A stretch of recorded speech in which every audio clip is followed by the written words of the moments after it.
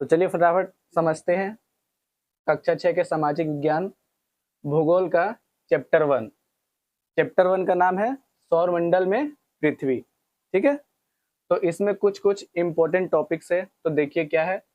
सबसे पहला टॉपिक्स है सौर मंडल।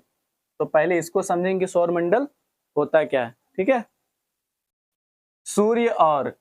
सूर्य के चारों ओर चक्कर लगाने वाले, नहीं सूरज और उसका चारों ओर चक्कर लगाने वाले विभिन्न ग्रहों। सूर्य का चक्कर लगाता कौन है? ग्रह। ठीक है, धूमकेतुओं, उल्काओं और आकाशीय पिंडों के समूह को क्या कहते हैं? सौर मंडल कहते हैं। ठीक है, सौर मंडल क्या है? सूर्य और सूर्य के चारों ओर चक्कर लगाने वाले विभिन्न ग्रहों, धूमकेतुओं, उल्काओं और आकाशीय पिंडों के समूह को सौर मंडल कहते हैं। ठीक है, आगे देखिए, आगे क्या है? ग्रह। क्या है? ग्रह। ग्रह दिया हुआ है तारों के चारों ओर। इसमें क्या है? ग्रह क्या कर रहा है? तारों के चारों ओर परिक्रमण यानी चक्कर लगाना। परिक्रमा मतलब चक्कर लगाना। ठीक है, परिक्रमण करने वाले खगोलीय पिंड को क्या कहते हैं? ग्रह कहते हैं।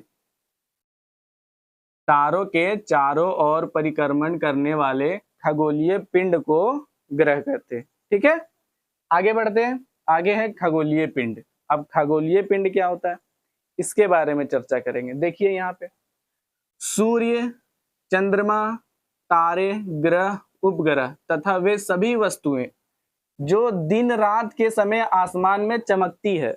दिन में क्या चमकती है? दिन में चमकता है सूरज, लेकिन रात में चांद, तारे, है ना, और कुछ कुछ ग्रह भी चमकते हैं। तो इसी को हम क्या बोलते हैं? खगोलीय पिंड। ठीक है, बताया जा रहा है सूर्य, चंद्रमा, तारे, ग्रह, उपग्रह तथा वे सभी वस्तुएं जो दिन रात के समय आसमान में चमकती है, उसे हम क्या कहते हैं? खगोलीय पिंड। खगोलीय पिंड कहलाती है। जैसे पृथ्वी भी एक क्या है? खगोलीय पिंड है। ठीक है, आगे देखते हैं। आगे है तुम्हारा उपग्रह। क्या है? उपग्रह। अब उपग्रह क्या है? किसी ग्रह के चारों ओर, यानी ग्रह के चारों ओर, यहाँ पे क्या था कि सूर्य के चारों ओर, अब यहाँ आया ग्रह के, किसी ग्रह के चारों ओर परिक्रमा, यानी अब ग्रह का चारों ओर घूमना है। ठीक है, परिक्रमा करने वाले आकाशीय पिंड को उस ग्रह का उपग्रह कहते हैं। ठीक है, यानी जिस ग्रह का परिक्रमा करता है आकाशीय पिंड, ठीक है, उसी ग्रह के उसको क्या बोलते हैं? उपग्रह कह देते हैं। ठीक है, आगे है ध्रुव तारा। क्या है? ध्रुव तारा। अब ध्रुव तारा क्या है इसके बारे में देखेंगे। ध्रुव तारा तारामंडल का क्या है? सबसे रोशन तारा है। यानी तारामंडल का सबसे रोशन तारा क्या है? कौन सा है? ध्रुव तारा। ठीक है, आगे देखिए चंद्रमा। अब चंद्रमा क्या है? चंद्रमा तो जानते हैं कि चांद है ना। चंद्रमा पृथ्वी का एकमात्र उपग्रह है। क्या है? उपग्रह है। चंद्रमा पृथ्वी का उपग्रह है। इसमें क्वेश्चन बनेगा कि पृथ्वी का उपग्रह क्या है? चंद्रमा। पृथ्वी का उपग्रह क्या है? चंद्रमा। ठीक है, तो दिया हुआ है चंद्रमा पृथ्वी का एकमात्र उपग्रह है। यह सौर मंडल का 5वां सबसे विशाल प्राकृतिक उपग्रह है। यानी सौर मंडल का, हमारे सौर मंडल का 5वां, कितना नंबर में आता है?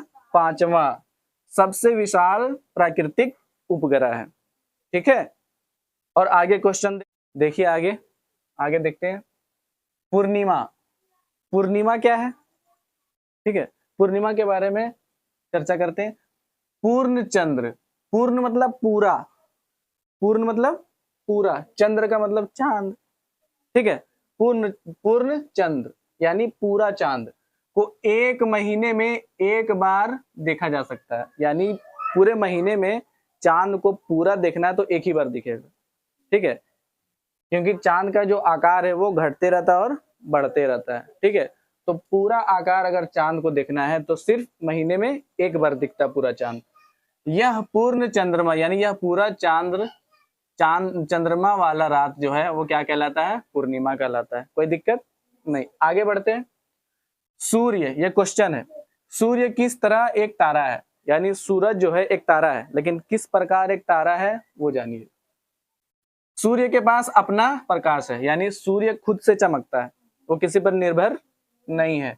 और उष्मा है, उष्मा मतलब गर्मी, ठीक है। सूर्य के पास अपना प्रकाश है और अपना उष्मा है, यानी अपना गर्मी है, ठीक है।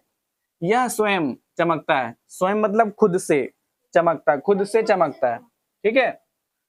तथा उष्मा बिखेरता है और गर्मी को बिखेर देता है, ठीक है। अतः यह एक क्या है, तारा। सूर्य को हम क्या बोल सकते हैं, एक तारा है। कोई दिक्कत? आगे बढ़ते हैं। आगे है, अन्य तारों से सूर्य बड़ा क्यों दिखाई देता है? हम लोग तो आकाश में देखते बहुत सारा तारा रहता है ना, बहुत सारा तारा रहता है, लेकिन अन्य तारों से सूर्य हमें बहुत बड़ा क्यों दिखाई देता है आकार में, है ना। तो देखिए दिया हुआ है, सूर्य अन्य तारों की तुलना में, तुलना मतलब कंपेयर, ठीक है। सूर्य अन्य तारों की तुलना में पृथ्वी से काफी नजदीक है, पृथ्वी से काफी नजदीक, यानी दूसरे तारों की तुलना में, ठीक है। इसीलिए यह अन्य तारों से बड़ा दिखाई देता है। अब जो चीज नजदीक रहेगा वो चीज बड़ा दिखाई देगा, ठीक है। एरोप्लेन नजदीक से कितना बड़ा दिखाई देता है, बहुत बड़ा। लेकिन जब आकाश में उड़ता है तो कितना बड़ा दिखाई देता है, एकदम छोटा। तो यही कारण है। और भी जो तारे हैं वो बहुत दूर है, ठीक है, लेकिन सबसे नजदीक जो तारा है वो सूर्य है। इसीलिए उसका गर्मी भी हमें लगता है, उसका उष्मा भी लगता है, और उसका प्रकाश भी हम तक पहुंच जाता है, ठीक है। आगे देखिए, तारों से ग्रह किस प्रकार भिन्न है? भिन्न मतलब अलग, यानी तारों से जो है ग्रह किस प्रकार अलग है, यानी ग्रह अलग है और तारा अलग है। क्यों? देखो, तारों के पास अपना प्रकाश है, ये पढ़े अभी ऊपर हम लोग, है ना। तारों के पास क्या अपना प्रकाश है और उष्मा भी है, अपना गर्मी भी है, जबकि ग्रहों के पास अपना प्रकाश और उष्मा नहीं है। ग्रह खुद से नहीं चमकता है, ग्रह के पास खुद का गर्मी नहीं। जैसे हम लोग अभी पृथ्वी पर रहते, ठीक है, पृथ्वी पर है ना, तो पृथ्वी क्या है, एक ग्रह है, लेकिन पृथ्वी अपने से चमकता नहीं है। अंतरिक्ष से देखा जाए तो पृथ्वी क्या है, चमकता नीला कलर का दिखाई देता है। क्यों? सूर्य के प्रकाश के कारण, ठीक है। सूर्य इसको चमकाता है, सूर्य के प्रकाश के कारण पृथ्वी चमकता हुआ दिखाई देता है। चांद जो है वो भी एक क्या है, उपग्रह, किसका, पृथ्वी का, लेकिन वो चमकता कैसे, सूर्य के प्रकाश के कारण, है ना।